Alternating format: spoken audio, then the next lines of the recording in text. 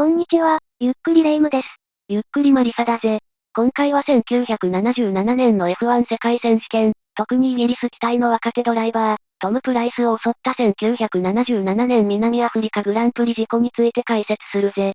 このチャンネルではできる限り、3D の再現 VTR を使って、当時の状況をわかりやすくお伝えしています。ゆっくりしていってね。この動画はあれね、1976年の解説動画の続きね。ああ。1976年、前半は2期ラウダの圧勝ペースで進んだ。9戦中、なんと優勝5回、準優勝が2回だ。でも第10戦、西ドイツグランプリでラウダ選手は大事故に見舞われるのよね。そうだ。ニュルブルクリンクの高速コーナーでスリップ。防護フェンスに激突してマシンが炎上した。そこに後続車が突っ込んできて多重事故となった。F1 トップドライバーのまさかの事故だったわね。結局原因不明で、運転ミスとかマシンのトラブルとか色々言われてたみたいね。ラウダは生死の境をさまよう重度の火傷を負ったが、42日後のイタリアグランプリで復帰。ただし前半ほどの活躍はできず、惜しくも総合2位だった。そして始まったのが1977年シーズンだ。1戦目のアルゼンチングランプリ、ラウダは燃料系のトラブルで途中リタイア。2戦目のブラジルグランプリでは3位表彰台を獲得。なおフェラーリに移籍したばかりのチームメイト、カルロス・ロイテマンが優勝した。F1 で表彰台に立てるだけですごいと思うけど、1975年ワールドチャンピオンのラウダ選手としてはやっぱり優勝が欲しいところよね。続く第3戦はキャラミサーキットの南アフリカグランプリだ。ラウダは昨年の同グランプリ、ジェームス・ハントをかわして優勝している縁起のいいレースだ。なおその昨年のレースでは78周、1時間42分走って2位のハントとはなんと1秒差だった。動画にしたいぐらいの超接戦だったぜ。1977年3月、レースウィークは雨で開幕した。予選前の練習走行、皆がペースを上げられない中ラウダより1秒以上早く周回した選手がいた。イギリス出身、シャドウレーシングカーズのトム・プライス選手だ。ラウダとは、同じ1949年生まれで親しかった。プライスはまだ F1 世界選手権での優勝こそなかったが、ポールポジションや表彰台は獲得しており、優勝は時間の問題と言われていた。特にイギリス国内では、同じイギリス出身のジェームス・ハントと人気を二分するほど期待されていた。ハント選手、実績はすごいけど女性スキャンダル多すぎて苦手な人も多そうだもんね。予選が始まった時には雨は止み路面もすっかり乾いていた。予選トップはそのジェームス・ハントだった。1分15秒96で唯一15秒台のタイムを叩き出した。2番手はホセ・カルロス・パーチェ。3番手がラウダで1分16秒29。トップとは0.33秒差だ。ハント選手早すぎる、もうダメだわ。いや諦めるの早すぎるだろ。レースが1周ならまだしも、78周、320キロあるからな。予選みたいに全力で走ることはないぜ。ピットの動きも重要になるしタイヤの持たせ方や燃費の違い、周回遅れの抜き方のセンスとかな。そういうので大いに左右されるからまだまだわからんよ。そういやプライス選手は予選どうだったの？ 15 番手だ。1分17秒11でトップとは1.15秒差。とはいえこのタイムは昨年優勝したラウダの最速ラップタイム1分17秒97より余裕で速い。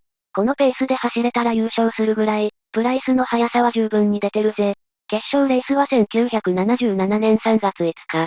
路面は完全ドライ。雲が少し見えるが雨の心配はないだろう。レースはポジション通りハントが先行した。だが思うようにペースアップできず、徐々にラウダが迫る。7周目にはラウダがあっさりとトップに立ち、徐々に後続を引き離していく。ラウダ選手来ました。ラウダはその後も危なげない走りを続けた。一方22周目、プライスのチームメイト、レンツォー・ゾルジのマシンに燃料系のトラブルが発生。ゾルジのマシンはホームストレートのコース脇で停止した。これ、ストレートの前半部分がちょっと丘みたいになってるわよね。その先で停止って、なんか危なそうね。丘を登りきらないとゾルジのマシンは見えないからな。とはいえコース外に寄せたためこの時点では危険はないだろう。問題はこの後だ。これがその坂だな。間もなく、ゾルジのマシンがトラブルで停車する。これね。直後、ゾルジのマシンはなんと発火。燃料系のトラブルって言ってたわねそういえば。この発火を見て、二人のマーシャルが消火器を持って、ピット側から飛び出したが、運悪く、二人目のマーシャルはマシンと激突した。マーシャルが横断した際、通過したマシンは2台。前を走っていたのはハンス・ヨアヒム・スタックだ。スタックはマーシャルらに気づくと、ハンドルを右に切り、ギリギリで二人の間を走り抜けてかわした。瞬時に状況を理解して回避行動まで取れるなんて、F1 レーサーってすごすぎる。本能的な動きだったようだ。頭で何を考えてそうしたかは覚えていないそうだぜ。そしてスタックのすぐ後ろを走っていたのがトム・プライスだ。プライスは前を行くスタックのマシンがブラインドになっており、マーシャルをかわすのはさらに困難だったようだ。プライスのマシンはマーシャルのバンブーレンと衝突した。当時のエンジン出力は500馬力前後。速度は約270キロ出ていた。バンブーレンは助からなかった。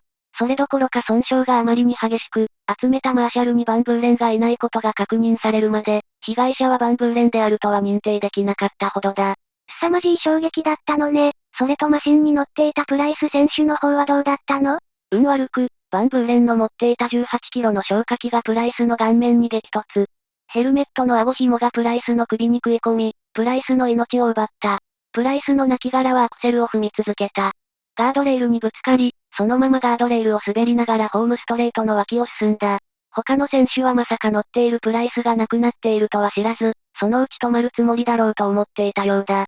しかしガードレールが途切れるとプライスのマシンはそのまま直進し、コース内に出てしまう。その時通りがかったリジェのジャック・ラフィットに衝突。2台は第1コーナーのコース外へ飛ばされていった。プライスはもちろん対応できずマシンは大破した。ラフィットはマシンをコントロールして破損を最小限に抑えた。マーシャルと衝突しただけで終わらなかったのね。ひどすぎる事故。横断したマーシャルは若かった。一人は25歳、亡くなったバンブーレンは19歳だったそうだ。許可なく不用意にコースを横断したのが事故の原因と言われている。なおレースは中断されず、続行された。こんな大事故になってるのに？ああ。結局7周目以降、ラウダがトップを譲ることはなく昨年の大事故以来の優勝を勝ち取った。2位はジョディ・シェクターでラウダとは5秒差。ポール・シッターのジェームス・ハントはなんと最終78周目でパトリック・デパイユに抜かれ4位だった。なおラウダは表彰式の最中にプライスの容体を知ることとなり、知るや否や表彰台を駆け下りたそうだ。以降は後日談だ。ラウダは勝ち続け、優勝3回、準優勝6回で最後の2戦を残してワールドチャンピオンを決めた。ラウダ選手、完全復活ね。ラウダのいるフェラーリも当然、ぶっちぎりでコンストラクターズチャンピオンに輝いた。なおラウダが欠場した最終日本戦ではまたも大事故が発生。原因となったのはラウダの親友ロニー・ピーターソンと、ラウダの後継者、フェラーリのジル・ビルヌーブの接触だ。その模様は別の動画で解説しているぜ。1977年はその2戦で大事故が起こったのね。プライスのいた車道は完全に南アフリカグランプリがトラウマになっただろう。1974年にも車道が抱えていたピーター・レブソンが、同グランプリの練習走行時にマシントラブルでコースアウト、ガードレールに衝突して亡くなっているんだ。なお車道には光もあった。トム・プライスの後任として急遽、アラン・ジョーンズと契約。ジョーンズは1977年第12戦のオーストラリアグランプリで優勝した。これは1973年の車道創設から1980年の F1 撤退までの間で、車道唯一の F1 優勝だった。そして F1 とは離れるが、グリッド2番手だったホセ・カルロス・パーチェがレース2週間後、友人と乗った軽飛行機が墜落し死亡している。なんか事故とか墜落とか多くて、怖すぎる。以降、キャラミサーキットでの南アフリカグランプリは1993年まで開催された。しかし設備の古さや移動の大変さ、動員が見込めないなどの理由で現在は開催されていない。現在、世界選手権なのにアフリカ大陸のレースがないのは、という意見が多く復活が検討されているぜ。以上、今回は1977年の F1 世界選手権、特にイギリス期待の若手ドライバー、トム・プライスを襲った1977年南アフリカグランプリ事故について解説させてもらったぜ。最後まで、ご視聴ありがとうございました。これからもモータースポーツを中心に 3D の再現 VTR 付きで解説していくので、よかったらチャンネル登録と高評価をお願いいたします。また見てね。